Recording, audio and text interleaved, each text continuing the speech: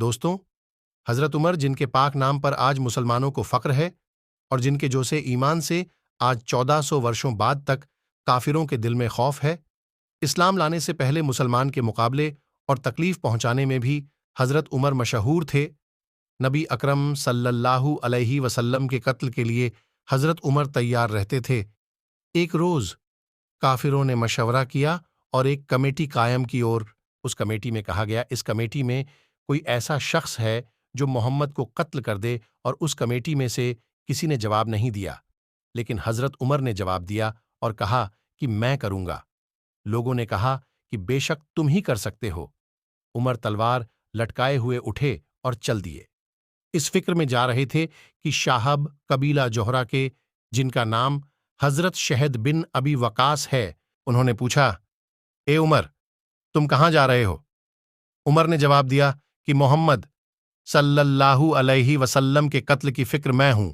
नौजुबिल्ला। साद ने कहा कि बनु हाशिम और बनु जोहरा और बनु अब्दे मुनाफ से कैसे सहमत हो गए? वह तुमको बदले में कत्ल कर देंगे। इस जवाब पर हजरत उमर बिगड़ गए और कहने लगे कि मालूम होता है तू भी बेदीन हो गया, मतलब मुसलमान हो गया। और लगा कि ला पहले तुझी को निपटा देता हूं।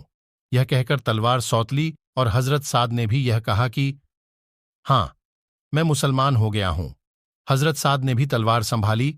दोनों तरफ से तलवार चलने को थी कि हजरत साद ने कहा कि पहले अपने घर की तो खबर ले, तेरी बहन और बहनोई दोनों मुसलमान हो चुके हैं। यूं सुना था कि गुस्से से भर गए और सीधे बहन के घर गए। वहां हजरत खब्बा, जिनका जिक्र नंबर 6 पर गुजरा, किवाड़ बंद किए हुए थे। इन दोनों मियां बीवी को कुरान शरीफ पढ़ा रहे थे। हजरत उमर ने किवाड़ खुलवाए इनकी आवाज से। हजरत खबाब तो जल्दी से अंदर छुप गए और किताब भी जल्दी में बाहर ही रह गई, जिस पर आयते कुरानी लिखी हुई थीं। हजरत उमर की बहन हमसिरा ने किवाड़ खोले और हजरत उमर के हाथ में कोई चीज थी, जिसको बहन के सर पर मारा, जिससे सर से खून बहने लगा और कहा कि अपनी जान की दुश्मन तू भी बेदीन हो गई, मतलब मुसलमान हो गई। इसके बाद हजरत उमर घर में आए और पूछा कि क्या कर रहे थे? कहने लगे, क्या तुमने अपने दीन को छोड़कर दूसरा दीन इख्तियार कर लिया? बहनोई ने कहा कि अगर दूसरा दीन हक हो तब यह सुना था। हजरत उमर ने उनकी दाढ़ी पकड़कर खींची और बेतहाशा टूट पड़े और जमीन पर गिराकर खूब मारा। बहन ने छुड़ाने की कोशिश की तो उनके मुंह पर इस जोर से एक तमाचा मारा कि खून निकल आया। वह भी आखिर उमर की ही बहन थी। कहने लगी कि उमर, हमको इस वजह से मारा जाता है कि हम मुसलमान हो गए। बेशक हम मुसलमान हो गए हैं, जो तुझसे हो सके तू कर ले।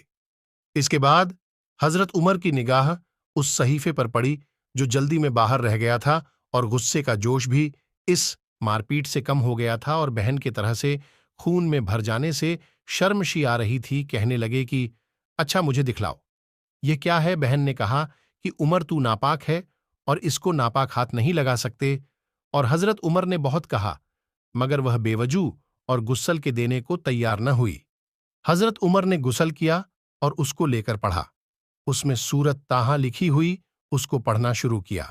दोस्तों, एक मर्तबा हुजूर पाक सल्लल्लाहु अलैहि वसल्लम ने फरमाया, जो शख्स कुरान पाक देखकर पढ़ने का आदी हो जाता है तो अल्लाह ताला उसको उसकी आंखों से फायदा उठाने का मौका देता है जब तक वह दुनिया में रहे, मतलब उसकी जो आंख की बिनाई होती है वह मौत तक बाकी रहती है। इसलिए दोस्तों, अल्लाह ताला की पाक किताब कुरान मजीद की ज्यादा से ज्यादा तिलावत करो। हुजूर पाक ने फरमाया, जब मैयत चारपाई पर रख दी जाती है और जब मर्द उसे कंधों पर उठाते हैं, अगर वह नेक होता है तो कहता है कि मुझे आगे ले चलो, लेकिन अगर नेक नहीं होता तो कहता है, हाय बर्बादी, मुझे कहां ले जा रहे हो? उस आवाज को इंसान के सिवा तमाम मखलूक सुनती है। दोस्तों, अगर इंसान इस आवाज को सुन ले तो वह बेहोश हो जाए। यह इतनी भयानक आवाज होती है